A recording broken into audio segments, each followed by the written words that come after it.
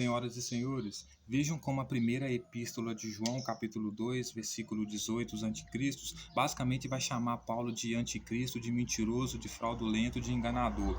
Ele começa dizendo assim: filhinhos, já é a última hora, e como ouviste que vem o anticristo, também agora muitos anticristos têm surgido, pelo que conhecemos que é a última hora. Eles saíram do nosso meio, entretanto não eram dos nossos, porque se tivessem sido dos nossos, teriam permanecido conosco. Todavia eles se foram para que ficasse manifesto que nenhum deles é dos nossos. E vós possuís unção que vem do Santo, e todos tendes conhecimento. Não vos escrevi porque não saibais a verdade, antes porque saibeis e porque mentira alguma jamais procede da verdade.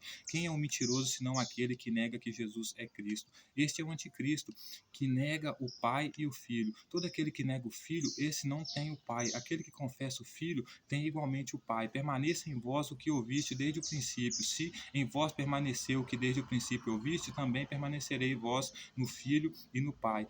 Esta é a promessa que ele nos fez, a vida eterna. Isto que vos acabo de escrever acerca dos que vos procuram enganar. Quando a vós outros a função que dele recebeste permaneça em vós, e não tendes necessidade de que alguém vos ensine, mas como a sua unção vos ensina a respeito de todas as coisas, e é verdadeira e não é falsa. Permanecei nele como também ele vos ensinou. Filhinhos, agora permaneceis nele, para que quando ele se manifestar, tenhamos confianças e dele não nos afastemos envergonhados da sua vinda. Se sabeis que ele é justo, reconhecei também que todo aquele que pratica a justiça é nascido dele.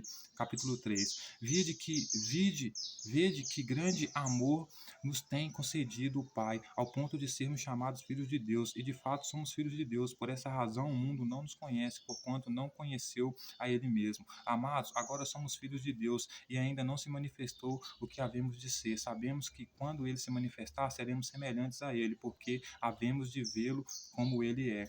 E assim mesmo se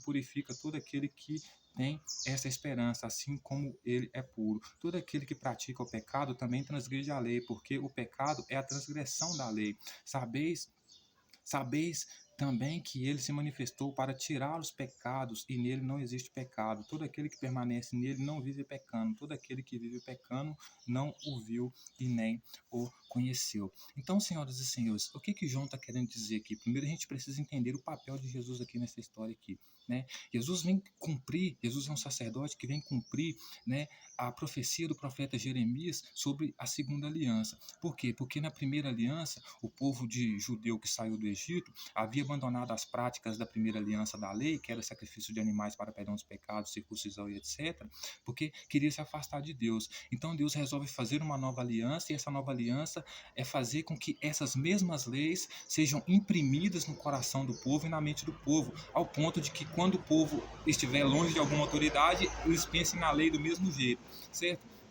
Jesus, por sua vez, é a mesma coisa, porque ele diz que vem cumprir as vontades do Pai dele e vem reger as nações com cetro de ferro, ou seja, reger as nações, as tribos de Judá com muita autoridade, enfiando essas leis goela abaixo dessa população. Justamente por quê? Porque ele, Jesus, disse que iria para a casa do Pai dele preparar muitas moradas para os discípulos, para morarem junto com ele lá, e estabelecer 12 tronos para eles, para julgarem juntos as tribos de Israel.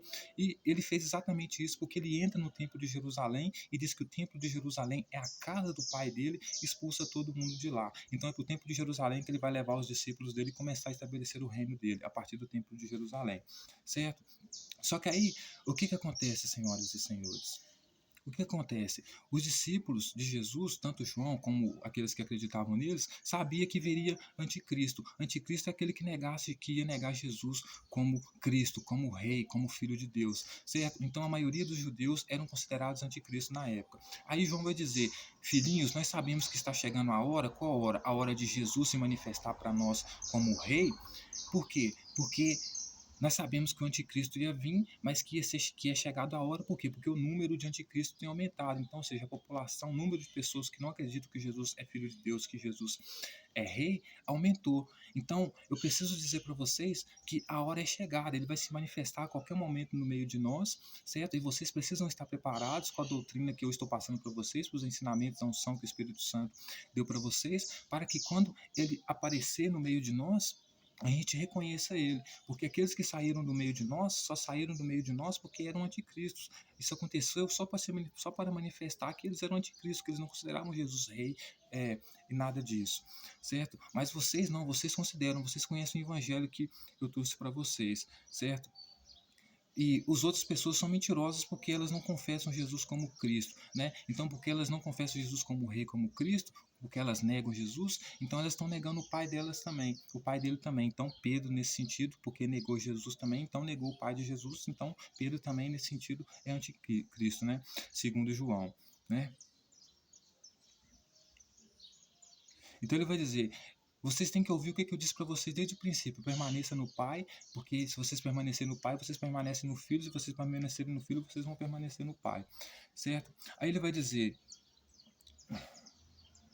eu não quero que vocês deixem com que ninguém ensine vocês a respeito de Cristo, porque vocês já sabem todas as coisas que eu já ensinei para vocês, certo? A respeito dele. Aí ele vai dizer: permanecei nele, para que quando ele se manifestar, tenhamos confiança dele e não nos envergonharemos da sua vinda. Então, ou seja, Jesus estava prestes a se manifestar como o rei deles, né? O Jesus ressuscitado, mas eles tinham que permanecer nas palavras de João para eles não se envergonhar de Jesus quando ele aparecesse. Aí ele vai dizer: aí vocês vão saber que ele é justo, né? Se sabeis que ele é justo, reconhecei que todo que daquele que pratica a justiça é nascido dele. Então ele vai falar: se vocês reconhecem que Jesus é justo, então vocês vão reconhecer que eu nasci dele. Eu, João, nasci dele, porque eu estou praticando a justiça dele, a palavra dele, pregando ele como rei, certo? Como filho de Deus. Aí ele vai dizer: vocês têm que ver que Deus nos amou tanto, ou seja, me amou tanto, que ele acabou me concedendo, né? Acabou me chamando eu de filho de Deus, ou seja, Deus me ama tanto que ele me chamou de filho de Deus, ou seja, de rei dos judeus, né?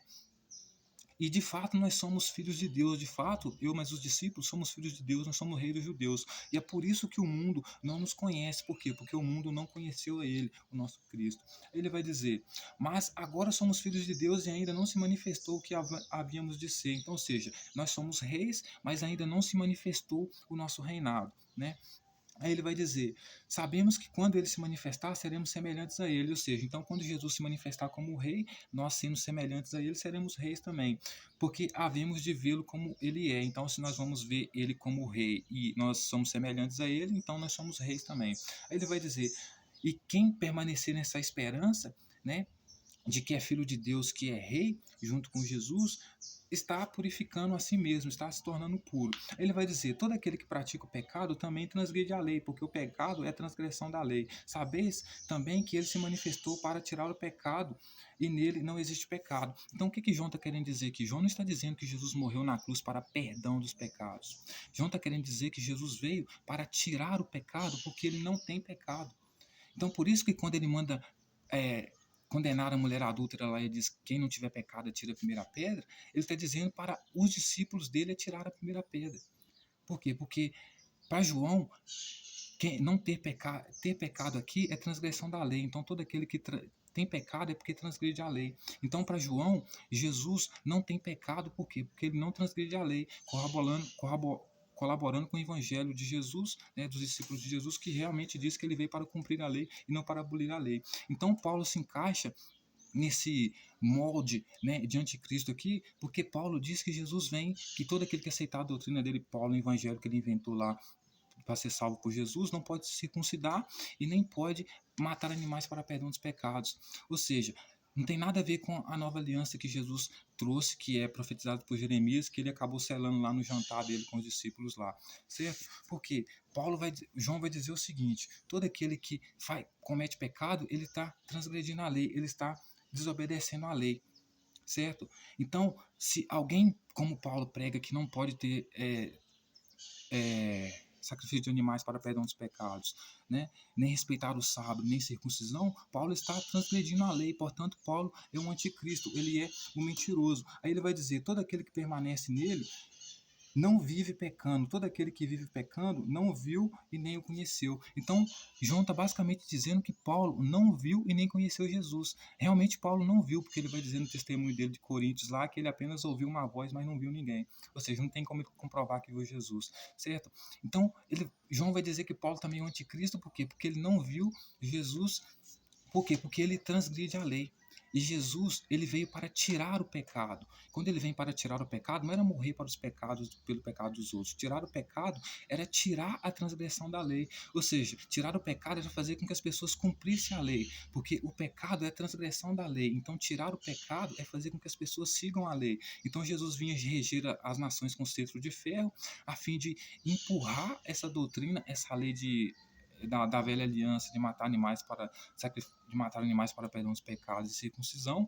Ele vinha reger as nações com varas de ferro por causa disso, porque ia fazer as pessoas seguirem essas leis de qualquer forma, sem abandonar uma sequer vírgula da lei, certo?